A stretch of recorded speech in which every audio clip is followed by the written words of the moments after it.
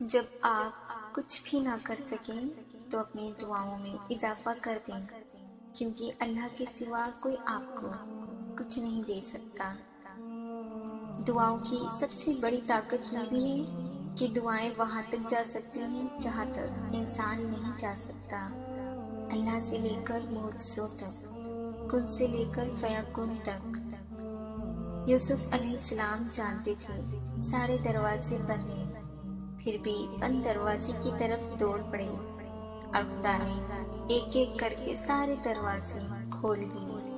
کبھی اگر لگے تمہارے لیے بھی دروازے بند ہیں تو جان لو تمہارا اور یوسف علیہ السلام کا اللہ ایک ہی ہے۔ وہ جو کن فیکون کا مالک ہے نا، وہی تمہاری سب مصیبت ٹال سکتا ہے۔ جو دریا میں گزار کا بنا سکتا ہے، وہ غیب سے تمہارے لیے راستے نکال سکتا ہے۔ کبھی کبھی انسان بہت بے بس ہو جاتا ہے، وہ صبر سے کسی معجزے کا انتظار کرتا ہے، اپنے رب کی رحمت کا منتظر ہوتا ہے، اور پھر قرآن سے اللہ کا جواب آتا ہے، اور جلد ہی آپ کا رب آپ کو اتنا دے گا کہ آپ خوش ہو جائیں گے، جن کا ہونا کہیں سے بھی نظر نہیں آتا۔ اللہ کی مدد سے وہ کام بھی دیکھتے ہی دیکھتے ہو جاتے ہیں۔ کبھی کبھی اپنے آپ کو دوسروں کی وجہ سے تکلیف نہ دو، اللہ پر بھروسہ رکھو اور یقین کرو وہ ایک دن تمہاری ہر دعا پر کن فیکون کہہ دے گا۔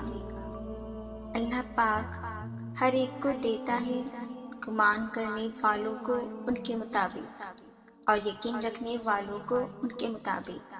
آدھی رات کے اندھیرے میں، وقت تہجد میں، کوئی شخص اپنی نیند بھری آنکھوں کے ساتھ اٹھ کر وضو کرتا ہے اور تہجد ادا کرتا ہے، وہ اللہ کو بہت پیارا لگتا ہے۔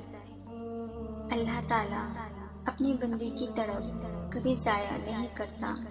اپنی مانگی ہوئی دعا پر یقین رکھیں، وہ رحمان ہی رد نہیں کرے گا۔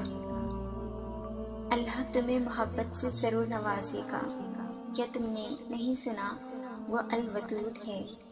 تمہارے دل کی طلب وہ رب بہت اچھے سے جانتا ہے۔